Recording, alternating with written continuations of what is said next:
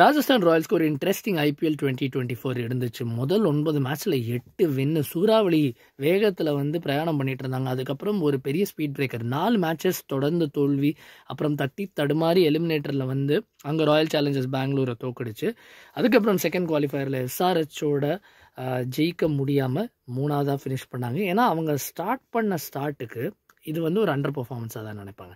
IPL 2025 என்ன வித்தியாசமாக பண்ணுறாங்க? First things first, Jos Buttler இனி டீமில் கிடையாது.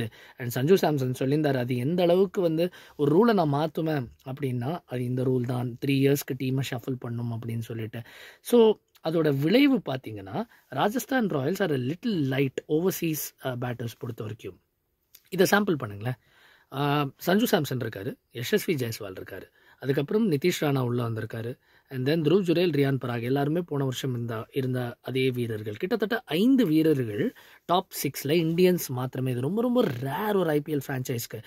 ஷிம்ரான் ஹெட்மேயர் இருக்கார், அவரும் அகெயின் ரீடைன் செய்யப்பட்டவர். Is been part of past RR side. So ரொம்ப ரொம்ப விந்தியான ஒரு விஷயம். இன்ஃபேக்ட் ஷிம்ரான் ஹெட்மேயர் நம்பர் 6 ஆடினார்னா it will only be the 38th time. அதாவது நான் சொல்கிறது முதல் போட்டி. It will only be the 38th time that ஒரு டாப் 5 இந்தியன் பேட்டர்ஸ் நிறைந்த ஒரு டீம் களம் இறங்கியிருக்கு. அண்ட் அப்படிப்பட்ட அணிகள் அவ்வளோ சக்ஸஸ்ஃபுல்லாக இருந்தது இல்லை அப்படிங்கிறது தான் RRக்கு ஒரு ஷாக்காக இருக்கும்.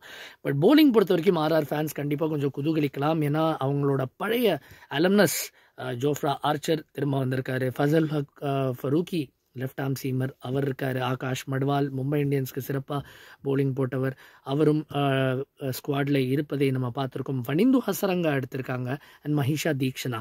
ஸோ 2 ஸ்ரீலங்கன் ஸ்பின்னர்ஸ் கம்ப்ளீட் பண்ணுறாங்க. பட் அதில் ஒரே ஒரு சிக்கல் என்னென்னா, அவங்க ஸ்பின்னர்ஸ் ஆடணும்னா அவங்க ஓவர்சீஸ் காம்ப்ளிமெண்ட்டை தான் தேர்ந்தெடுத்து ஆகணும். அண்ட் டொமஸ்டிக் ஃபார்ம்லேருந்து ஒரு பெரிய சென்சேஷன் அப்படின்னா ராஜஸ்தான் ராயல்ஸை தான் நீங்கள் சுட்டி காட்டுவீங்க. பல முறை இதை செஞ்சுருக்காங்க.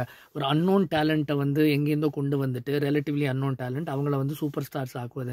சஞ்சு சாம்சனே அப்படிப்பட்டவர் தான். ஏன்னா ராகுல் டிராவிட் முதல் முறையாக 2013 என் டீமுக்கு ஆடுறீங்களா அப்படின்னு ஒரு ட்ரையலை பார்த்து கேட்டாராம் சஞ்சு சாம்சன். அண்ட் அதுக்கப்புறம் சாம்சன் டீமில் த ரெஸ்ட் இஸ் ஹிஸ்ட்ரி. ஏன்னா அதுக்கு முன்னாடி ஒரு KKR ஸ்குவாடில் இருந்தார், பட் பெருசாக யூட்டிலைஸ் பண்ணலை.